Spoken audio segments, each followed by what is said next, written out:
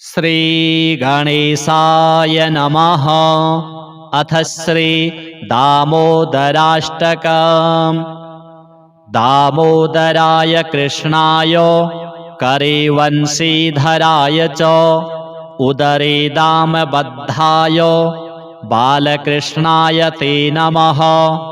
ऊलूखलेन सम्बद्ध उदरेऽपि च बन्धनाम् मुक्तिदाता स्वयं बद्ध अन्यान् लोकान् विमुक्तये। यमलार्जुनयोत्पाट्य नलकूवरमुक्तये मणिग्रीवाय मोक्षञ्च ददन्तं तं नमाम्यहम्। रिङ्गयञ्च समागच्छन् नङ्गणे यशोदाग्रतः पालायन परं देवं दामोदरं नमाम्यहम्। ऊलूखलोपर्यारुह्य नवनीतं च भुञ्जयन् मर्कटान्नपि दत्तं तं बालकृष्णं नमाम्यहम्।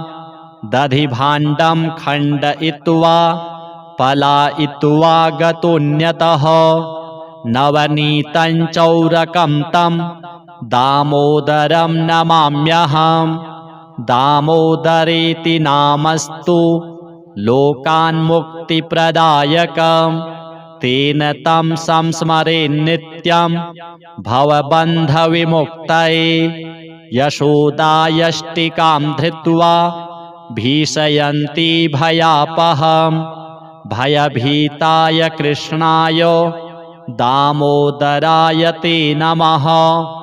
दामोदराष्टकं नित्यं ये पठन्ति नरा भुवि ते भवबन्धनिर्मुक्ता यान्ति तं परमं पदम्।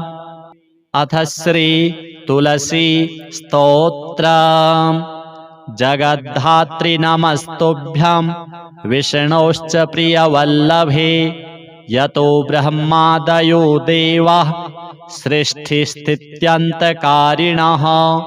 नमस्तुलसी कल्याणी नमो विष्णुप्रिये शुभे नमो मोक्षप्रदे देवी नमः सम्पत्प्रदायिके। तुलसी पातु मां नित्यं सर्वापद्भ्योऽपि सर्वदा कीर्तितापि स्मृता वापि पवित्रयति मानवम्। नमामि शिरसा देवीं तुलसीं विलसत्तनुं यां दृष्ट्वा पापिनो मर्त्या मुच्यन्ते सर्वकिल्बिषात्। तुलस्या रक्षितं सर्वं जगदेतच्चराचरम् या विनिहन्ति पापानि दृष्ट्वा वा पापिभिर्नरैः। नमस्तुलस्यतितरां यस्यै बद्धाञ्जलिं कलौ कलयन्ति सुखं सर्वं स्त्रियो वैश्यास्तथा परे। तुलस्या नापरं किञ्चित् दैवतं जगतीतले यथा पवित्रितो लोको विष्णुसङ्गेन वैष्णवः। तुलस्याः पल्लवं विष्णोः शिरस्यारोपितं कलौ आरोपयति सर्वाणि श्रेयांसि वरमस्तके। तुलस्यां सकला देवा वसन्ति सततं यतः अतस्तामर्चयेल्लोके सर्वान् देवान् समर्चयन्। नमस्तुलसी सर्वज्ञे पुरुषोत्तमवल्लभे पाहि मां सर्वपापेभ्यः सर्वसम्पत्प्रदायिके। इति स्तोत्रं पुरा गीतं पुण्डरीकेण धीमता विष्णुमर्चयता नित्यं शोभनैस्तुलसीदलैः। तुलसी श्रीर्महालक्ष्मीर्विद्या विद्यायशस्विनी धर्म्या धर्मानना देवी देवी देवमनःप्रिया लक्ष्मी प्रियसखी देवी द्यौर्भूमिरचलाचला। षोडशैतानि नामानि तुलस्याः कीर्तयन्नरः लभते सुतरां भक्तिम् अन्ते विष्णुपदं लभेत्। तुलसी भूर्महालक्ष्मीः पद्मिनी श्रीर्हरिप्रिया। तुलसी श्री सखी शुभे पापहारिणि पुण्यदे। नमस्ते नारदनुते नारायण मनः प्रिये। अथ श्री शालिग्राम स्तोत्रम्। अस्य श्री शालिग्राम स्तोत्र मंत्रस्य श्री भगवान् ऋषिः श्रीनारायणो देवता अनुष्टुप् छन्दः श्री शालिग्राम स्तोत्र मंत्र जपे विनियोगः। युधिष्ठिर उवाच श्रीदेव देव देवेश देवतार्चनमुत्तमां तत्सर्वं श्रोतुमिच्छामि ब्रूहि मे पुरुषोत्तम। श्रीभगवानुवाच गण्डक्यां चोत्तरे तीरे गिरिराजस्य दक्षिणे 10 योजनविस्तीर्णा महाक्षेत्रवसुन्धरा। शालिग्रामो भवेद्देवो देवी द्वारावती भवेत्। उभयोः सङ्गमो यत्र मुक्तिस्तत्र न संशयः। शालिग्रामशिला यत्र यत्र द्वारावती शिला। उभयोः सङ्गमो यत्र मुक्तिस्तत्र न संशयः। आजन्मकृत पापानां प्रायश्चित्तं य इच्छति शालिग्रामशिलावारी पापहारि नमोऽस्तुते। अकालमृत्युहरणं सर्वव्याधिविनाशनं विष्णोः पादोदकं पीत्वा शिरसा धारयाम्यहम्। शङ्खमध्ये स्थितं तोयं भ्रामितं केशवोपरि। अङ्गलग्नं मनुष्याणां ब्रह्महत्यादिकं दहेत्। स्नानोदकं पिबेन्नित्यं चक्राङ्कितशिलोद्भवम्। प्रक्षाल्य शुद्धं तत्तोयं ब्रह्महत्यां व्यपोहति। अग्निष्टोमसहस्राणि वाजपेयशतानि च सम्यक् फलमवाप्नोति विष्णोर्नैवेद्यभक्षणात्। नैवेद्ययुक्तां तुलसीं च मिश्रितां विशेषतः पादजलेन विष्णोः योष्णाति नित्यं पुरतो मुरारिः। प्राप्नोति यज्ञायुतकोटिपुण्यं खण्डिता स्फुटिता भिन्ना वह्नि दग्धा तथैव च। शालिग्रामशिला यत्र तत्र दोषो न विद्यते। न मन्त्रः पूजनं नैव न तीर्थं न च भावना न स्तुतिर्नोपचारश्च शालिग्रामशिलार्चने। ब्रह्महत्यादिकं पापं मनोवाक्कायसम्भवं शीघ्रं नश्यति तत्सर्वं शालिग्रामशिलार्चनात्। नानावर्णमयं चैव नानाभोगेन वेष्टितं तथा वरप्रसादेन लक्ष्मीकान्तं वदाम्यहम्। नारायणोद्भवो देवश्चक्रमध्ये च कर्मणा तथा वरप्रसादेन लक्ष्मीकान्तं वदाम्यहम्। कृष्णे शिलातले यत्र सूक्ष्मं चक्रं च दृश्यते सौभाग्यं सन्ततिं धत्ते सर्वसौख्यं ददाति च।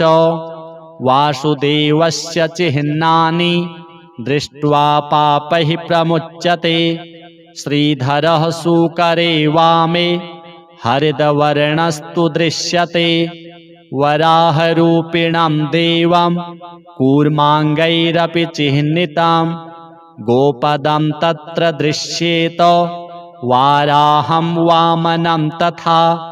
पीतवर्णं तु देवानां रक्तवर्णं भयावहं।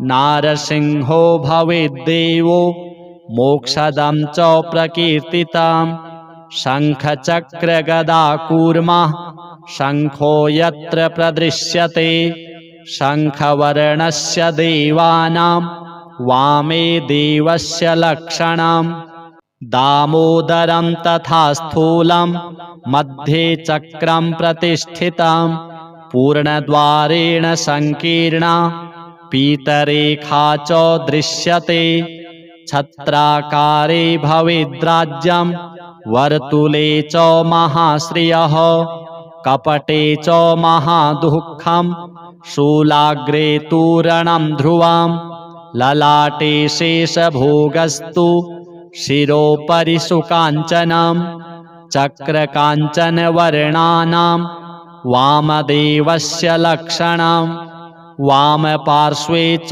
वै चक्रे कृष्णवर्णस्तु पिङ्गलं लक्ष्मीनृसिंहदेवानां पृथग्वर्णस्तु दृश्यते लम्बोष्ठे च दरिद्रं स्यात् पिङ्गले हानिरेव च लग्नचक्रे भवेद्व्याधिर्विदारे मरणं ध्रुवं पादोदकं च निर्माल्यं मस्तके धारयेत् सदा विष्णोर्दृष्टं भक्षितव्यं तुलसीदलमिश्रितं कल्पकोटिसहस्राणि वैकुण्ठे वसते सदा शालिग्रामशिलाबिन्दुर्हत्याकोटिविनाशनः तस्मात् सम्पूजयेद्ध्यात्वा पूजितं चापि सर्वदा शालिग्रामशिलास्तोत्रं यः पठेच्च द्विजोत्तमः स गच्छेत् परमं स्थानं यत्र लोकेश्वरो हरिः सर्वपापविनिर्मुक्तो विष्णुलोकं स गच्छति दशावतारो देवानां पृथग्वर्णस्तु दृश्यते ईप्सितं लभते राज्यं विष्णुपूजामनुक्रमात् कोट्यो हि ब्रह्महत्यानाम् अगम्यागम्यकोटयः ताः सर्वा नाशमायान्ति विष्णोर्नैवेद्यभक्षणात् विष्णोः पादोदकं पीत्वा कोटिजन्माघनाशनं तस्मादष्टगुणं पापं भूमौ बिन्दुनिपातनात् अथ श्री हरिनाममाला स्तोत्रम् गोविन्दं गोकुलानन्दं गोपालं गोपीवल्लभं गोवर्धनोद्धरं धीरं तं वन्दे गोमतीप्रियं नारायणं निराकारं नरवीरं नरोत्तमं नृसिंहं नागनाथं च तं वन्दे नरकान्तकं पीताम्बरं पद्मनाभं पद्माक्षं पुरुषोत्तमं पवित्रं परमानन्दं तं वन्दे परमेश्वरं राघवं रामचन्द्रं च रावणारिं रमापतिं राजीवलोचनं रामं तं वन्दे रघुनन्दनं वामनं विश्वरूपं च वासुदेवं च विठ्ठलं विश्वेश्वरं विभुं व्यासं तं वन्दे वेदवल्लभं दामोदरं दिव्यसिंहं दयालुं दीननायकं दैत्यारिं देवदेवेशं तं वन्दे देवकीसुतं मुरारिं माधवं मत्स्यं मुकुन्दं मुष्टिमर्दनं मुञ्जकेशं महाबाहुं तं वन्दे मधुसूदनं केशवं कमलाकान्तं कामेशं कौस्तुभप्रियं कौमोदकीधरं कृष्णं तं वन्दे कौरवान्तकं भूधरं भुवनानन्दं भूतेशं भूतनायकं भावनैकं भुजङ्गेशं तं वन्दे भवनाशनं जनार्दनं जगन्नाथं जगज्जाड्यविनाशकं जमदग्निं परं ज्योतिस्तं वन्दे जलशायिनं चतुर्भुजं चिदानन्दं मल्लचाणूरमर्दनं चराचरगुरुं देवं तं वन्दे चक्रपाणिनं श्रियःकरं श्रियोनाथं श्रीधरं श्रीवरप्रदं श्रीवत्सलधरं सौम्यं तं वन्दे श्रीसुरेश्वरं योगीश्वरं यज्ञपतिं यशोदानन्ददायकं यमुनाजलकल्लोलं तं वन्दे यदुनायकं शालिग्रामशिलाशुद्धं शङ्खचक्रोपशोभितं सुरासुरैः सदा सेव्यं तं वन्दे साधुवल्लभं त्रिविक्रमं तपोमूर्तिं त्रिविधघौघनाशनं त्रिस्थलं तीर्थराजेन्द्रं तं वन्दे तुलसीप्रियम् अनन्तमादिपुरुषम् अच्युतं च वरप्रदम् आनन्दं च सदानन्दं तं वन्दे चाघनाशनं लीलया धृतभूभारं लोकसत्त्वैकवन्दितं लोकेश्वरं च श्रीकान्तं तं वन्दे लक्ष्मणप्रियं हरिं च हरिणाक्षं च हरिनाथं हरप्रियं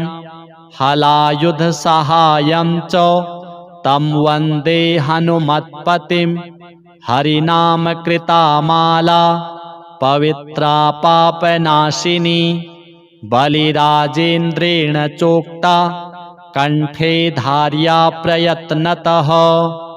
अथ श्री लघु विष्णु सहस्रनाम स्तोत्रम्। अलम नाम सहस्रेण केशवोऽर्जुनमब्रवीत् शृणु मे पार्थ नामानि यैश्चतुष्यामि सर्वदा। केशवः पुण्डरीकाक्षः स्वयंभूर्मधुसूदनः दामोदरो हृषीकेशः पद्मनाभो जनार्दनः विश्वक्सेनो वासुदेवो हरिर्नारायणस्तथा अनन्तश्च प्रबोधश्च सत्यः कृष्णः सुरोत्तमः आदिकर्ता वराहश्च वैकुण्ठो विष्णुरच्युतः श्रीधरः श्रीपतिः श्रीमान् पक्षिराजध्वजस्तथा एतानि मम नामानि विद्यार्थी ब्राह्मणः पठेत् क्षत्रियो विजयस्यार्थे वैश्यो धनसमृद्धये नाग्निराजभयं तस्य न चोरात्पन्नगाद्भयं राक्षसेभ्यो भयं नास्ति व्याधिभिर्नैव पीड्यते इदं नाम सहस्रं तु केशवेनोद्धृतं स्तवम् उद्धृत्य चार्जुने दत्तं युद्धे शत्रुविनाशनम्। श्रीनारायणार्पणमस्तु। अथ श्री दामोदराष्टकम्। दामोदराय कृष्णाय करे वंशीधराय च उदरे दामबद्धाय बालकृष्णाय ते नमः। ऊलूखलेन सम्बद्ध उदरेऽपि च बन्धनं मुक्तिदाता स्वयं बद्ध अन्यान् लोकान् विमुक्तये यमलार्जुनयोत्पाट्य नलकूवरमुक्तये मणिग्रीवाय मोक्षं च ददन्तं तं नमाम्यहम्। रिङ्गयं च समागच्छन् नङ्गणे यशोदाग्रतः पालायन परं देवं दामोदरं नमाम्यहम्। ऊलूखलोपर्यारुह्य नवनीतं च भुञ्जयन् मर्कटान्नपि दत्तं तं बालकृष्णं नमाम्यहम्। दधिभाण्डं खण्डयित्वा पलायित्वा गतोऽन्यतः नवनीतं चौरकं तं दामोदरं नमाम्यहम्। दामोदरेति नामस्तु लोकान्मुक्तिप्रदायकं तेन तं संस्मरेन्नित्यं भवबन्धविमुक्तये। यशोदायष्टिकां धृत्वा भीषयन्ती भयापहं भयभीताय कृष्णाय दामोदराय ते नमः। दामोदराष्टकं नित्यं ये पठन्ति नरा भुवि ते भवबन्धनिर्मुक्ता यान्ति तं परमं पदम्। अथ श्री तुलसी स्तोत्रम्। जगद्धात्री नमस्तुभ्यं विष्णोश्च प्रियवल्लभे। यतो ब्रह्मादयो देवाः सृष्टिस्थित्यन्तकारिणः। नमस्तुलसी कल्याणी नमो विष्णुप्रिये शुभे। नमो मोक्षप्रदे देवी नमः सम्पत्प्रदायिके। तुलसी पातु मां नित्यं सर्वापद्भ्योऽपि सर्वदा। कीर्तितापि स्मृता वापि पवित्रयति मानवम्। नमामि शिरसा देवीं तुलसीं विलसत्तनुं। यां दृष्ट्वा पापिनो मर्त्या मुच्यन्ते सर्वकिल्बिषात्। तुलस्या रक्षितं सर्वं जगदेतच्चराचरम्। या विनिहन्ति पापानि दृष्ट्वा वा पापिभिर्नरैः। नमस्तुलस्यतितरां यस्यै बद्धाञ्जलिं कलौ। कलयन्ति सुखं सर्वं स्त्रियो वैश्यास्तथा परे। तुलस्या नापरं किञ्चित् दैवतं जगतीतले। यथा पवित्रितो लोको विष्णुसङ्गेन वैष्णवः। तुलस्याः पल्लवं विष्णोः शिरस्यारोपितं कलौ। आरोपयति सर्वाणि श्रेयांसि वरमस्तके। तुलस्यां सकला देवा वसन्ति सततं यतः। अतस्तामर्चयेल्लोके सर्वान् देवान् समर्चयन्। नमस्तुलसी सर्वज्ञे पुरुषोत्तमवल्लभे। पाहि मां सर्वपापेभ्यः सर्वसम्पत्प्रदायिके।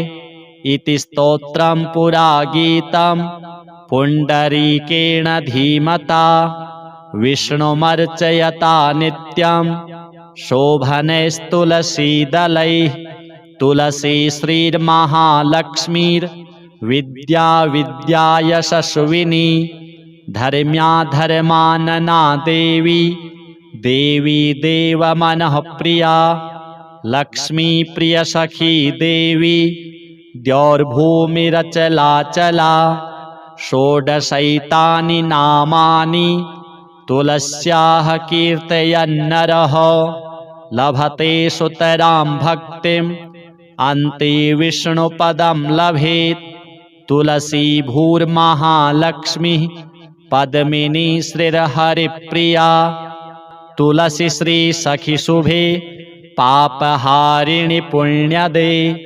नमस्ते नारदनुते नारायण मनः प्रिये। अथ श्री शालिग्राम स्तोत्रम्। अस्य श्री शालिग्राम स्तोत्रमन्त्रस्य श्री भगवान् ऋषिः श्रीनारायणो देवता अनुष्टुप् छन्दः। श्री शालिग्राम स्तोत्रमन्त्र जपे विनियोगः। युधिष्ठिर उवाच श्रीदेवदेव देवेश देवतार्चनमुत्तमां तत्सर्वं श्रोतुमिच्छामि ब्रूहि मे पुरुषोत्तम। श्रीभगवानुवाच गण्डक्यां चोत्तरे तीरे गिरिराजस्य दक्षिणे 10 योजनविस्तीर्णा महाक्षेत्रवसुन्धरा शालिग्रामो भवेद्देवो देवी द्वारावती भवेत् उभयोः सङ्गमो यत्र मुक्तिस्तत्र न संशयः शालिग्रामशिला यत्र यत्र द्वारावती शिला उभयोः सङ्गमो यत्र मुक्तिस्तत्र न संशयः आजन्मकृतपापानां प्रायश्चित्तं य इच्छति शालिग्रामशिलावारि पापहारि नमोऽस्तु ते अकालमृत्युहरणं सर्वव्याधिविनाशनं विष्णोः पादोदकं पीत्वा शिरसा धारयाम्यहं शङ्खमध्ये स्थितं तोयं भ्रामितं केशवोपरि अङ्गलग्नं मनुष्याणां ब्रह्महत्यादिकं दहेत् स्नानोदकं पिबेन्नित्यं चक्राङ्कितशिलोद्भवं प्रक्षाल्य शुद्धं तत्तोयं ब्रह्महत्यां व्यपोहति अग्निष्टोमसहस्राणि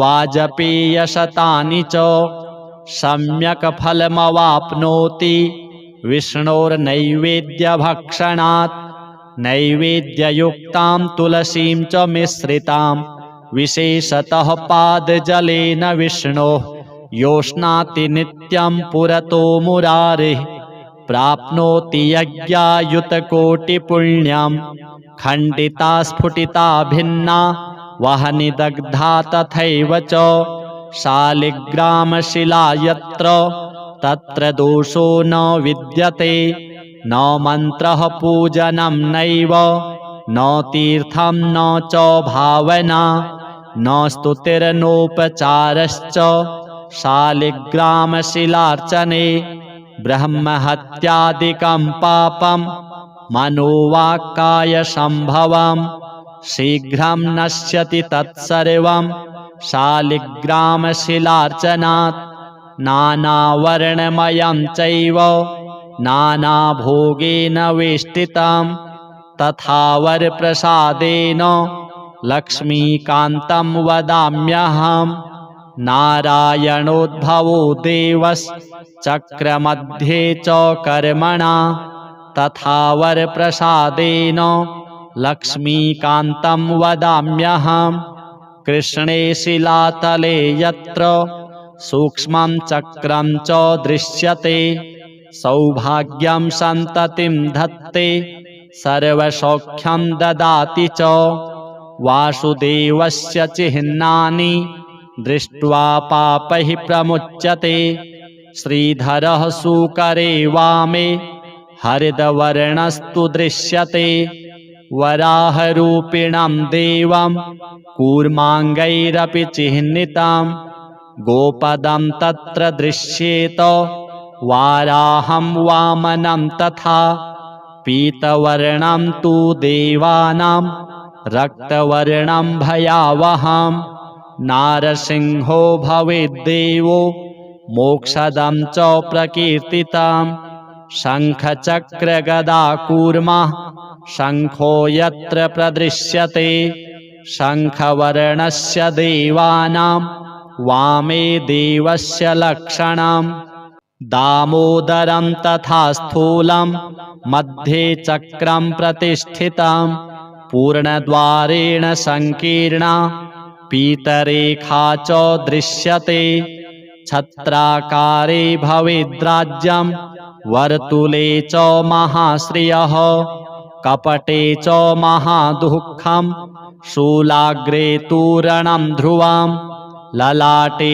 शेषभोगस्तु शिरोपरि सुकाञ्चनं चक्रकाञ्चनवर्णानां वामदेवस्य लक्षणं वामपार्श्वे च वैचक्रे कृष्णवर्णस्तु पिङ्गलं लक्ष्मीनृसिंहदेवानां पृथग्वर्णस्तु दृश्यते लम्बोष्ठे च दरिद्रं स्यात् पिङ्गले हानिरेव च लग्नचक्रे भवेद्व्याधिर्विदारे मरणं ध्रुवम् पादोदकं च निर्माल्यं मस्तके धारयेत् सदा विष्णोर्दृष्टं भक्षितव्यं तुलसीदलमिश्रितं कल्पकोटिसहस्राणि वैकुण्ठे वसते सदा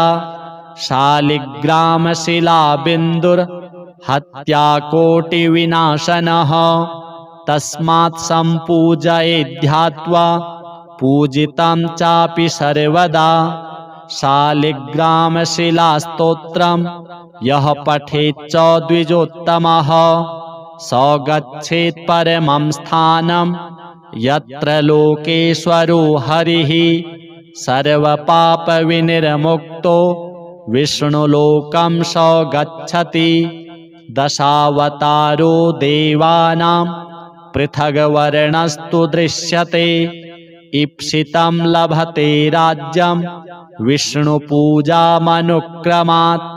कोट्यो हि ब्रह्महत्यानाम् अगम्यागम्यकोटयः ताः सर्वा नाशमायान्ति विष्णोर्नैवेद्यभक्षणात् विष्णोः पादोदकं पीत्वा कोटिजन्माघनाशनं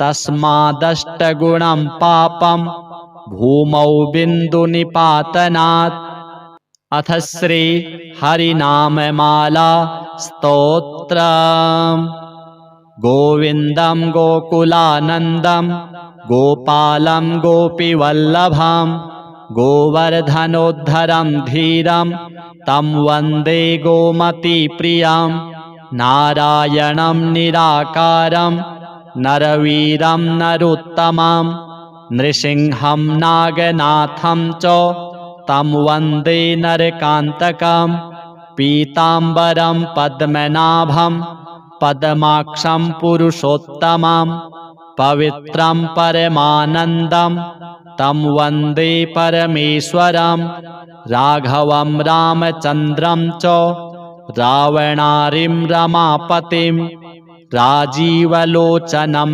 रामं तं वन्दे रघुनन्दनं वामनं विश्वरूपं च वासुदेवं च विठ्ठलं विश्वेश्वरं विभुं व्यासं तं वन्दे वेदवल्लभं दामोदरं दिव्यसिंहं दयालुं दीननायकं दैत्यारिं देवदेवेशं तं वन्दे देवकीसुतं मुरारिं माधवं मत्स्यं मुकुन्दं मुष्टिमर्दनं मुञ्जकेशं महाबाहुं तं वन्दे मधुसूदनं केशवं कमलाकान्तं कामेशं कौस्तुभप्रियं कौमोदकीधरं कृष्णं तं वन्दे कौरवान्तकं भूधरं भुवनानन्दं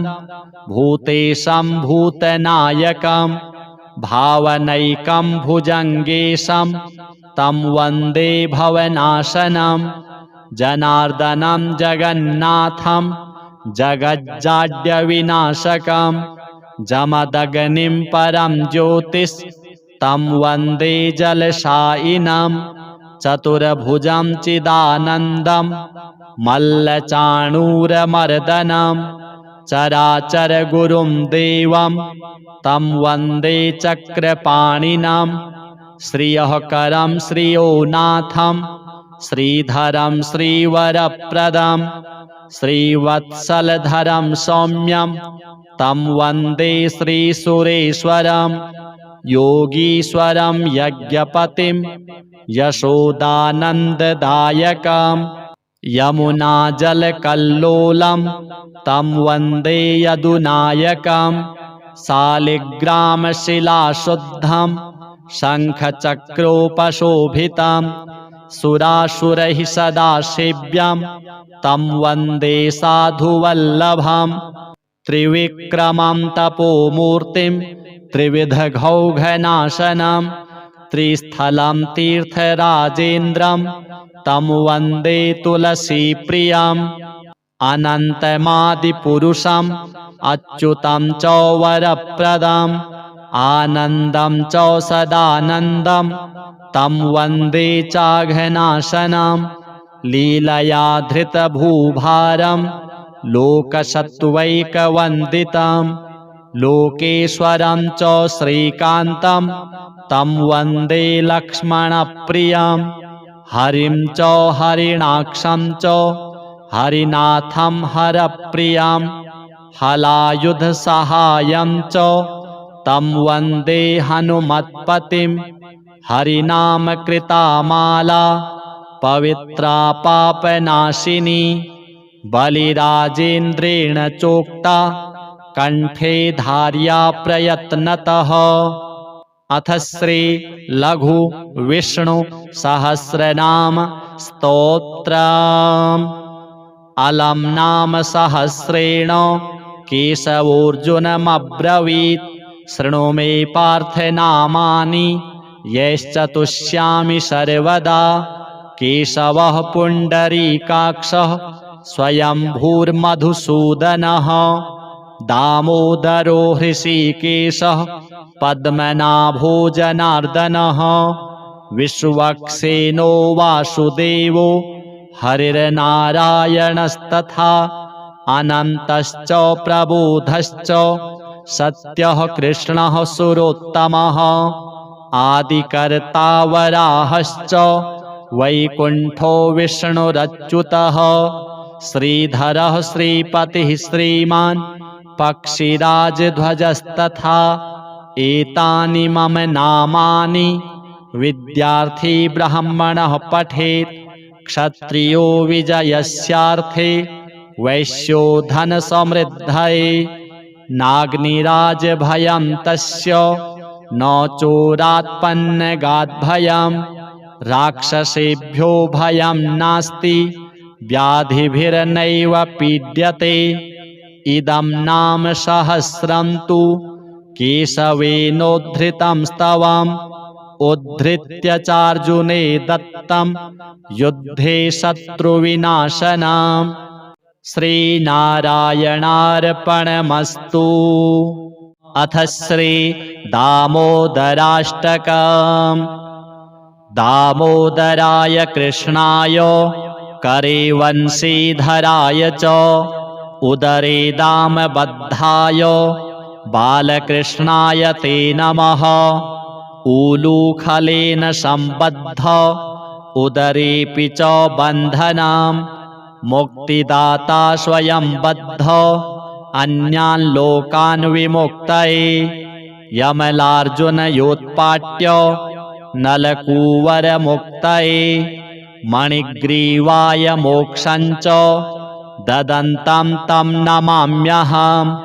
रिङ्गयं च समागच्छन् नङ्गणे यशोदाग्रतः पालायन परं देवं दामोदरं नमाम्यहम्। ऊलूखलोपर्यारुह्य नवनीतं च भुञ्जयन् मर्कटान्नपि दत्तं तं बालकृष्णं नमाम्यहम्। दधिभाण्डं खण्डयित्वा पलायित्वा गतोऽन्यतः नवनीतं चौरकं तं दामोदरं नमाम्यहम्।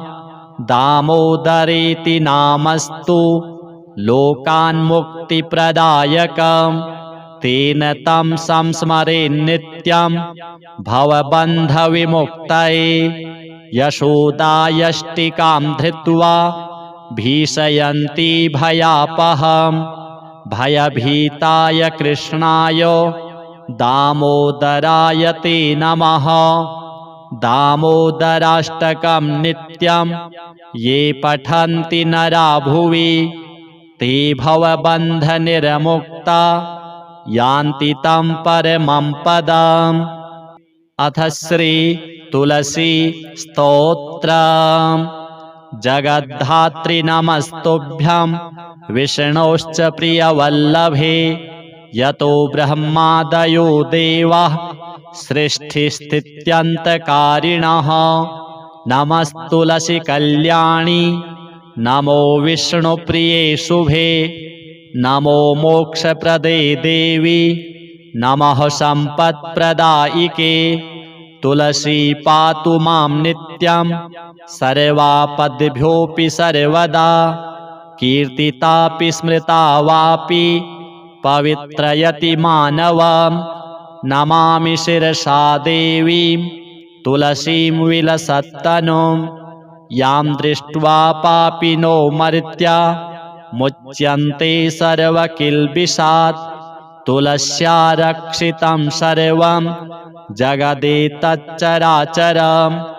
या विनिहन्ति पापानि दृष्ट्वा वा पापिभिर्नरैः नमस्तुलस्यतितरां यस्यै बद्धाञ्जलिं कलौ कलयन्ति सुखं सर्वं स्त्रियो वैश्यास्तथा परे तुलस्या नापरं किञ्चित् दैवतं जगतीतले यथा पवित्रितो लोको विष्णुसङ्गेन वैष्णवः तुलस्याः पल्लवं विष्णोः शिरस्यारोपितं कलौ आरोपयति सर्वाणि श्रेयांसि वरमस्तके तुलस्यां सकला देवा वसन्ति सततं यतः अतस्तामर्चयेल्लोके सर्वान् देवान् समर्चयन् नमस्तुलसी सर्वज्ञे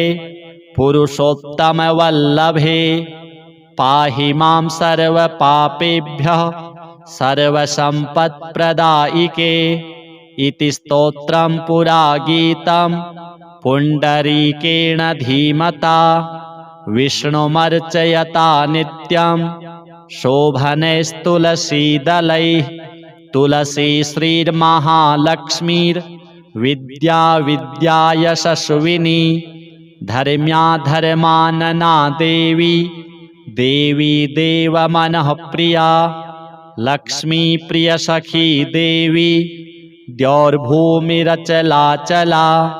षोडशैतानि नामानि तुलस्याः कीर्तयन्नरः लभते सुतरां भक्तिम् अन्ते विष्णुपदं लभेत् तुलसी भूर्महालक्ष्मीः पद्मिनी श्रीर्हरिप्रिया तुलसी श्री सखी शुभे पापहारिणि पुण्यदे नमस्ते नारदनुते नारायण मनः प्रिये अथ श्री शालिग्राम स्तोत्रम् अस्य श्री शालिग्राम स्तोत्रमन्त्रस्य श्री भगवान् ऋषिः श्रीनारायणो देवता अनुष्टुप् छन्दः श्री शालिग्राम स्तोत्रमन्त्र जपे विनियोगः युधिष्ठिर उवाच श्रीदेवदेवदेवेश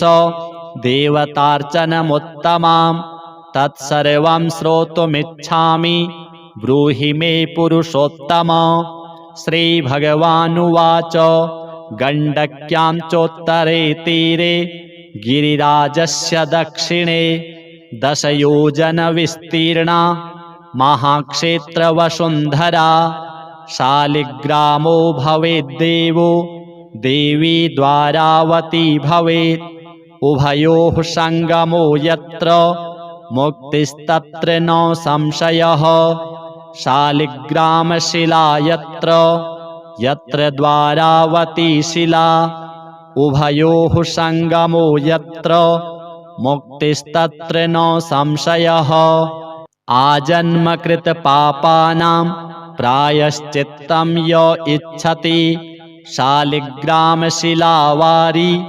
पापहारि नमोऽस्तु ते अकालमृत्युहरणं सर्वव्याधिविनाशनं विष्णोः पादोदकं पीत्वा शिरसा धारयाम्यहं शङ्खमध्ये स्थितं तोयं भ्रामितं केशवोपरि अङ्गलग्नं मनुष्याणां ब्रह्महत्यादिकं दहेत् स्नानोदकं पिबेन्नित्यं चक्राङ्कितशिलोद्भवं प्रक्षाल्य शुद्धं तत्तोऽयं ब्रह्महत्यां व्यपोहति। अग्निष्टोमसहस्राणि वाजपेयशतानि च सम्यक् फलमवाप्नोति विष्णोर्नैवेद्यभक्षणात्। नैवेद्ययुक्तां तुलसीं च मिश्रितां विशेषतः पादजलेन विष्णोः योष्णाति नित्यं पुरतो मुरारिः। प्राप्नोति यज्ञायुतकोटिपुण्यं खण्डिता स्फुटिता भिन्ना वह्नि दग्धा तथैव च। शालिग्रामशिला यत्र तत्र दोषो न विद्यते। न मन्त्रः पूजनं नैव न तीर्थं न च भावना न स्तुतिर्नोपचारश्च शालिग्रामशिलार्चने। ब्रह्महत्यादिकं पापं मनोवाक्कायसम्भवं शीघ्रं नश्यति तत्सर्वं शालिग्रामशिलार्चनात्। नानावर्णमयं चैव नानाभोगेन वेष्टितं तथा वरप्रसादेन लक्ष्मीकान्तं वदाम्यहम्। नारायणोद्भवो देवश्चक्रमध्ये च कर्मणा तथा वरप्रसादेन लक्ष्मीकान्तं वदाम्यहम्। कृष्णे शिलातले यत्र सूक्ष्मं चक्रं च दृश्यते सौभाग्यं सन्ततिं धत्ते सर्वसौख्यं ददाति च।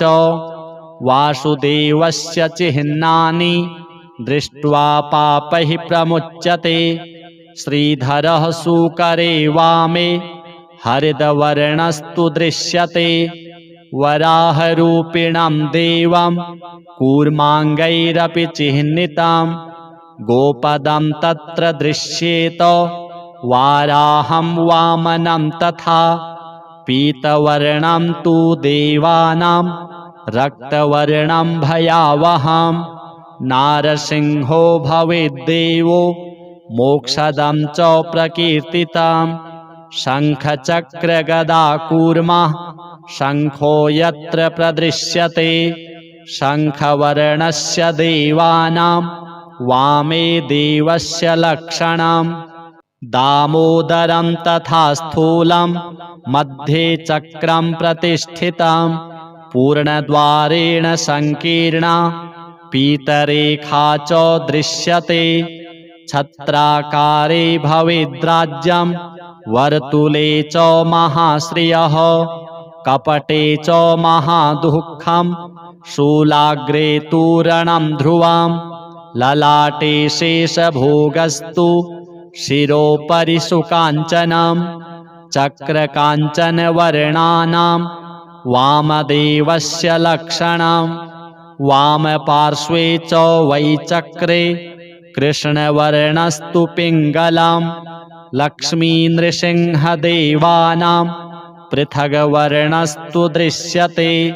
लम्बोष्ठे च दरिद्रं स्यात् पिङ्गले हानिरेव च। लग्नचक्रे भवेद्व्याधिर्विदारे मरणं ध्रुवं पादोदकं च निर्माल्यं मस्तके धारयेत् सदा। विष्णोर्दृष्टं भक्षितव्यं तुलसीदलमिश्रितं कल्पकोटिसहस्राणि वैकुण्ठे वसते सदा। शालिग्रामशिलाबिन्दुर्हत्याकोटिविनाशनः तस्मात् सम्पूजयेद्ध्यात्वा पूजितं चापि सर्वदा। शालिग्रामशिलास्तोत्रं यः पठेच्च द्विजोत्तमः स गच्छेत् परमं स्थानं यत्र लोकेश्वरो हरिः। सर्वपापविनिर्मुक्तो विष्णुलोकं स गच्छति। दशावतारो देवानां पृथग्वर्णस्तु दृश्यते। ईप्सितं लभते राज्यं विष्णुपूजामनुक्रमात्। कोट्यो हि ब्रह्महत्यानां अगम्यागम्यकोटयः ताः सर्वा नाशमायान्ति विष्णोर्नैवेद्यभक्षणात् विष्णोः पादोदकं पीत्वा कोटिजन्माघनाशनं तस्मादष्टगुणं पापं भूमौ बिन्दुनिपातनात्। अथ श्री हरिनाममाला स्तोत्रम्। गोविन्दं गोकुलानन्दं गोपालं गोपीवल्लभं गोवर्धनोद्धरं धीरं तं वन्दे गोमतीप्रियं।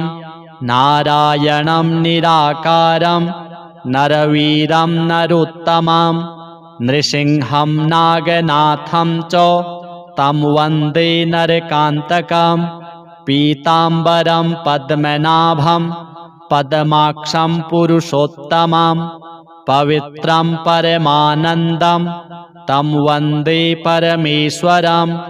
राघवं रामचन्द्रं च रावणारिं रमापतिं राजीवलोचनं रामं तं वन्दे रघुनन्दनं।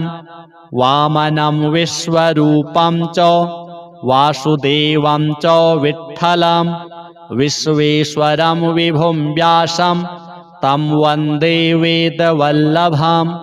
दामोदरं दिव्यसिंहं दयालुं दीननायकं दैत्यारिं देवदेवेशं तं वन्दे देवकीसुतं।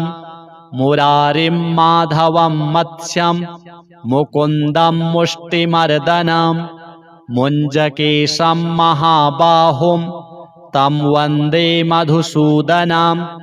केशवं कमलाकान्तं कामेशं कौस्तुभप्रियं कौमोदकीधरं कृष्णं तं वन्दे कौरवान्तकं। भूधरं भुवनानन्दं भूतेशं भूतनायकं भावनैकं भुजङ्गेशं तं वन्दे भवनाशनं। जनार्दनं जगन्नाथं जगज्जाड्यविनाशकं जमदग्निं परं ज्योतिस् तं वन्दे जलशायिनं। चतुर्भुजं चिदानन्दं मल्लचाणूरमर्दनं चराचरगुरुं देवं तं वन्दे चक्रपाणिनं। श्रियःकरं श्रियोनाथं श्रीधरं श्रीवरप्रदं श्रीवत्सलधरं सौम्यं तं वन्दे श्रीसुरेश्वरं।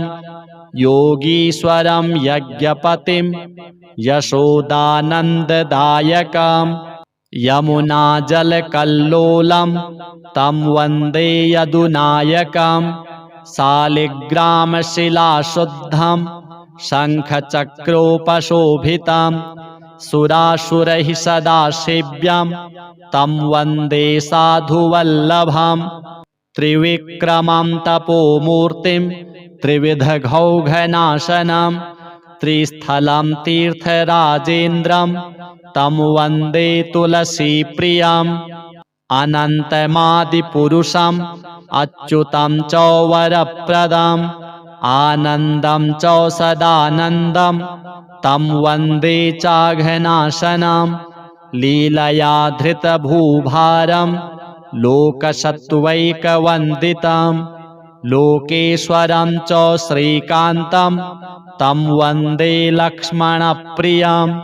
हरिं च हरिणाक्षं च हरिनाथं हरप्रियं हलायुधसहायं च तं वन्दे हनुमत्पतिं। हरिनामकृता माला पवित्रा पापनाशिनी बलिराजेन्द्रेण चोक्ता कण्ठे धार्या प्रयत्नतः। अथ श्री लघु विष्णु सहस्रनाम स्तोत्रम्। अलम नाम सहस्रेण केशवोऽर्जुनमब्रवीत् शृणु मे पार्थ नामानि यैश्चतुष्यामि सर्वदा। केशवः पुण्डरीकाक्षः स्वयंभूर्मधुसूदनः दामोदरो हृषीकेशः पद्मनाभो जनार्दनः विश्वक्सेनो वासुदेवो हरिर्नारायणस्तथा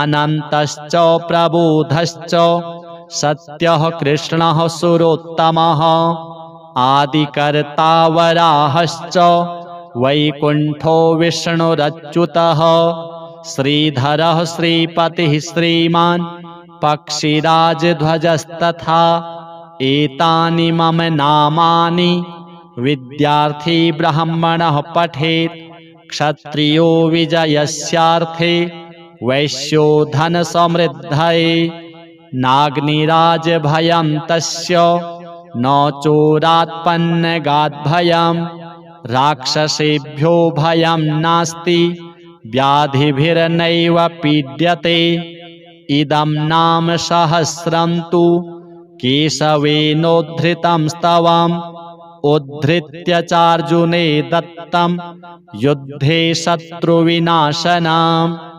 श्रीनारायणार्पणमस्तु। अथ श्री दामोदराष्टकम्। दामोदराय कृष्णाय करे वंशीधराय च उदरे दामबद्धाय बालकृष्णाय ते नमः। ऊलूखलेन सम्बद्ध उदरेऽपि च बन्धनं मुक्तिदाता स्वयं बद्ध अन्यान् लोकान् विमुक्तये यमलार्जुनयोत्पाट्य नलकूवरमुक्तये मणिग्रीवाय मोक्षं च ददन्तं तं नमाम्यहम्। रिङ्गयं च समागच्छन् नङ्गणे यशोदाग्रतः पालायन परं देवं दामोदरं नमाम्यहम्। ऊलूखलोपर्यारुह्य नवनीतं च भुञ्जयन् मर्कटान्नपि दत्तं तं बालकृष्णं नमाम्यहम्। दधिभाण्डं खण्डयित्वा पलायित्वा गतोऽन्यतः नवनीतं चौरकं तं दामोदरं नमाम्यहम्। दामोदरेति नामस्तु लोकान्मुक्तिप्रदायकं तेन तं संस्मरेन्नित्यं भवबन्धविमुक्तये। यशोदायष्टिकां धृत्वा भीषयन्ती भयापहं भयभीताय कृष्णाय दामोदराय ते नमः। दामोदराष्टकं नित्यं ये पठन्ति नरा भुवि ते भवबन्धनिर्मुक्ता यान्ति तं परमं पदम्। अथ श्री तुलसी स्तोत्रम्। जगद्धात्री नमस्तुभ्यं विष्णोश्च प्रियवल्लभे यतो ब्रह्मादयो देवाः सृष्टिस्थित्यन्तकारिणः।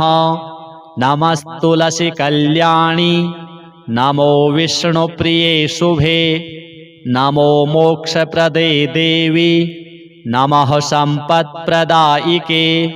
तुलसी पातु मां नित्यं सर्वापद्भ्योऽपि सर्वदा कीर्तितापि स्मृता वापि पवित्रयति मानवम्।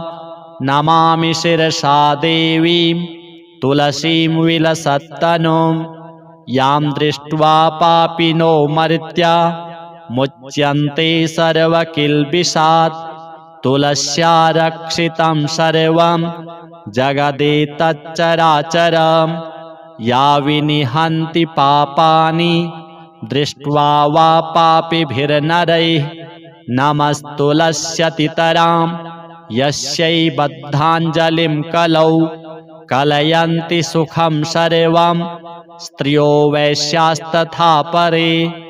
तुलस्या नापरं किञ्चित् दैवतं जगतीतले यथा पवित्रितो लोको विष्णुसङ्गेन वैष्णवः तुलस्याः पल्लवं विष्णोः शिरस्यारोपितं कलौ आरोपयति सर्वाणि श्रेयांसि वरमस्तके तुलस्यां सकला देवा वसन्ति सततं यतः अतस्तामर्चयेल्लोके सर्वान् देवान् समर्चयन् नमस्तुलसी सर्वज्ञे पुरुषोत्तमवल्लभे पाहि मां सर्वपापेभ्यः सर्वसम्पत्प्रदायिके इति स्तोत्रं पुरा गीतं पुण्डरीकेण धीमता विष्णुमर्चयता नित्यं शोभनैस्तुलसीदलैः तुलसी श्रीर्महालक्ष्मीर्विद्या विद्यायशस्विनी धर्म्या धर्मानना देवी देवी देवमनःप्रिया लक्ष्मी प्रियसखी देवी द्यौर्भूमिरचलाचला षोडशैतानि नामानि तुलस्याः कीर्तयन्नरः लभते सुतरां भक्तिम् अन्ते विष्णुपदं लभेत् तुलसी भूर्महालक्ष्मीः पद्मिनी श्रीर्हरिप्रिया तुलसी श्री सखी शुभे पापहारिणि पुण्यदे नमस्ते नारदनुते नारायण मनः प्रिये। अथ श्री शालिग्राम स्तोत्रम्। अस्य श्री शालिग्राम स्तोत्र मंत्रस्य श्री भगवान् ऋषिः श्रीनारायणो देवता अनुष्टुप् छन्दः श्री शालिग्राम स्तोत्र मंत्र जपे विनियोगः। युधिष्ठिर उवाच श्रीदेव देव देवेश देवतार्चनमुत्तमां तत्सर्वं श्रोतुमिच्छामि ब्रूहि मे पुरुषोत्तम। श्रीभगवानुवाच गण्डक्यां चोत्तरे तीरे गिरिराजस्य दक्षिणे 10 योजनविस्तीर्णा महाक्षेत्रवसुन्धरा शालिग्रामो भवेद्देवो देवी द्वारावती भवेत् उभयोः सङ्गमो यत्र मुक्तिस्तत्र न संशयः शालिग्रामशिला यत्र यत्र द्वारावती शिला उभयोः सङ्गमो यत्र मुक्तिस्तत्र न संशयः आजन्मकृत पापानां प्रायश्चित्तं य इच्छति शालिग्रामशिलावारी पापहारि नमोऽस्तुते अकालमृत्युहरणं सर्वव्याधिविनाशनं विष्णोः पादोदकं पीत्वा शिरसा धारयाम्यहं शङ्खमध्ये स्थितं तोयं भ्रामितं केशवोपरि अङ्गलग्नं मनुष्याणां ब्रह्महत्यादिकं दहेत् स्नानोदकं पिबेन्नित्यं चक्राङ्कितशिलोद्भवं प्रक्षाल्य शुद्धं तत्तोयं ब्रह्महत्यां व्यपोहति अग्निष्टोमसहस्राणि वाजपेयशतानि च सम्यक् फलमवाप्नोति विष्णोर्नैवेद्यभक्षणात् नैवेद्ययुक्तां तुलसीं च मिश्रितां विशेषतः पादजलेन विष्णोः योष्णाति नित्यं पुरतो मुरारिः प्राप्नोति यज्ञायुतकोटिपुण्यं खण्डिता स्फुटिता भिन्ना वहनि दग्धा तथैव च शालिग्रामशिला यत्र तत्र दोषो न विद्यते न मन्त्रः पूजनं नैव न तीर्थं न च भावना न स्तुतिर्नोपचारश्च शालिग्रामशिलार्चने ब्रह्महत्यादिकं पापं मनोवाक्कायसम्भवं शीघ्रं नश्यति तत्सर्वं शालिग्रामशिलार्चनात् नानावर्णमयं चैव नानाभोगेन वेष्टितं तथा वरप्रसादेन लक्ष्मीकान्तं वदाम्यहम्। नारायणोद्भवो देवश्चक्रमध्ये च कर्मणा तथा वरप्रसादेन लक्ष्मीकान्तं वदाम्यहम्। कृष्णे शिलातले यत्र सूक्ष्मं चक्रं च दृश्यते सौभाग्यं सन्ततिं धत्ते सर्वसौख्यं ददाति च। वासुदेवस्य चिह्नानि दृष्ट्वा पापैः प्रमुच्यते। श्रीधरः सुकरे वामे हरितवर्णस्तु दृश्यते। वराहरूपिणं देवं कूर्माङ्गैरपि चिह्नितं गोपदं तत्र दृश्येत वाराहं वामनं तथा। पीतवर्णं तु देवानां रक्तवर्णं भयावहं नारसिंहो भवेद्देवो मोक्षदं च प्रकीर्तितं। शङ्खचक्रगदाकूर्मः शङ्खो यत्र प्रदृश्यते शङ्खवर्णस्य देवानां वामे देवस्य लक्षणं।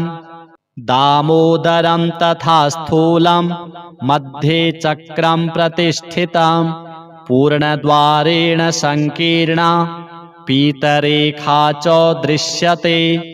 छत्राकारे भवेद्राज्यं वर्तुले च महाश्रियः कपटे च महादुःखं शूलाग्रे तूरणं ध्रुवं ललाटे शेषभोगस्तु शिरोपरि सुकाञ्चनं।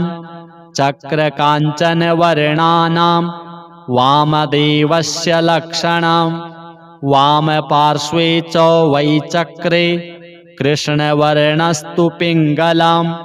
लक्ष्मीनृसिंहदेवानां पृथग्वर्णस्तु दृश्यते लम्बोष्ठे च दरिद्रं स्यात् पिङ्गले हानिरेव च। लग्नचक्रे भवेद्व्याधिर्विदारे मरणं ध्रुवं पादोदकं च निर्माल्यं मस्तके धारयेत् सदा। विष्णोर्दृष्टं भक्षितव्यं तुलसीदलमिश्रितं कल्पकोटिसहस्राणि वैकुण्ठे वसते सदा। शालिग्रामशिलाबिन्दुर्हत्याकोटिविनाशनः तस्मात् सम्पूजयेद्ध्यात्वा पूजितं चापि सर्वदा। शालिग्रामशिलास्तोत्रं यः पठेच्च द्विजोत्तमः स गच्छेत् परमं स्थानं यत्र लोकेश्वरो हरिः। सर्वपापविनिर्मुक्तो विष्णुलोकं स गच्छति। दशावतारो देवानां पृथग्वर्णस्तु दृश्यते। ईप्सितं लभते राज्यं विष्णुपूजामनुक्रमात्। कोट्यो हि ब्रह्महत्यानाम् अगम्यागम्यकोटयः ताः सर्वा नाशमायान्ति विष्णोर्नैवेद्यभक्षणात्। विष्णोः पादोदकं पीत्वा कोटिजन्माघनाशनं तस्मादष्टगुणं पापं भूमौ बिन्दुनिपातनात्। अथ श्री हरिनाममाला स्तोत्रम्। गोविन्दं गोकुलानन्दं गोपालं गोपीवल्लभं गोवर्धनोद्धरं धीरं तं वन्दे गोमतीप्रियं।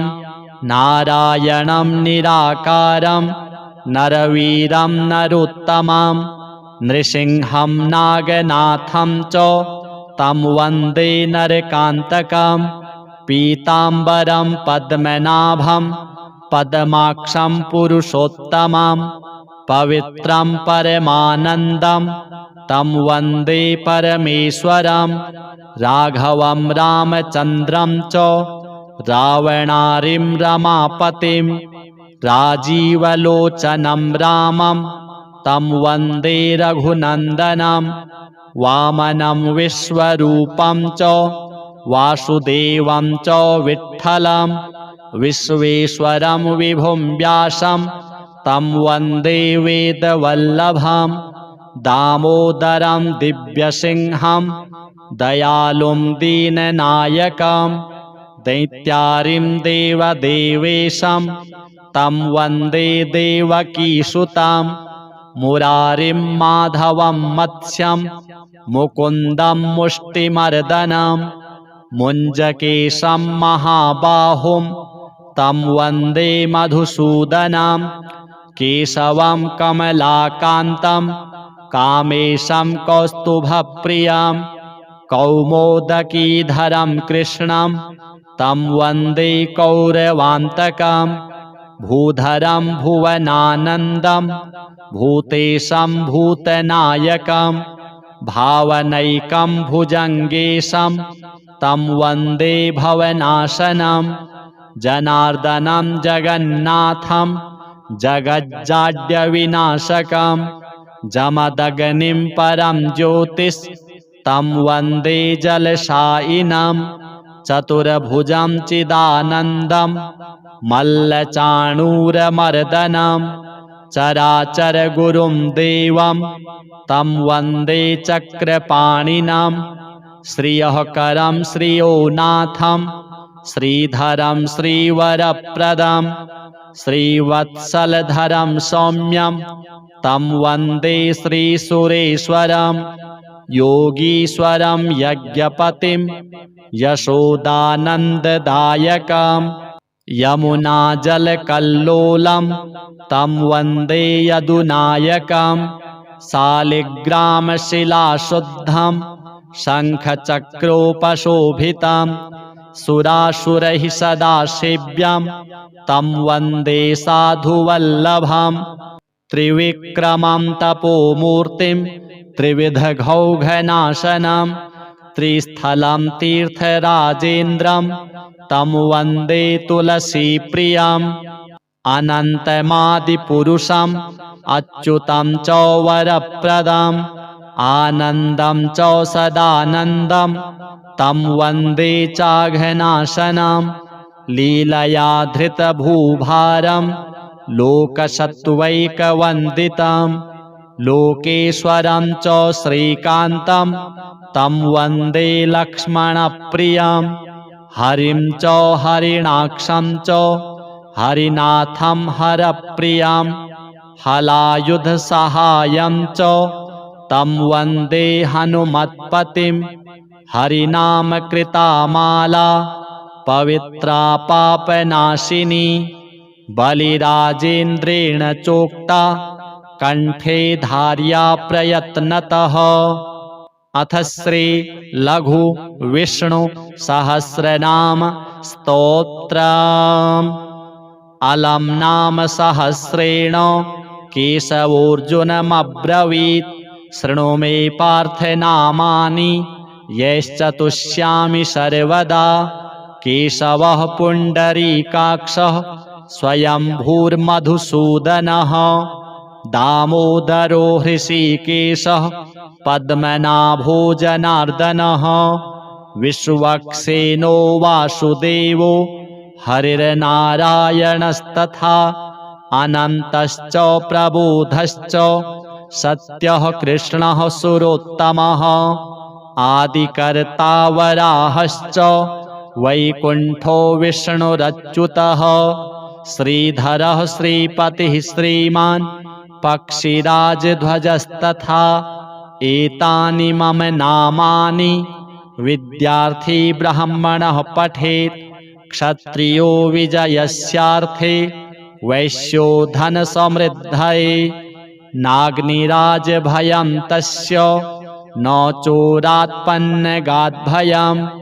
राक्षसेभ्यो भयं नास्ति व्याधिभिर्नैव पीड्यते इदं नाम सहस्रं तु केशवेनोद्धृतं स्तवम् उद्धृत्य चार्जुने दत्तं युद्धे शत्रुविनाशनम्। श्रीनारायणार्पणमस्तु।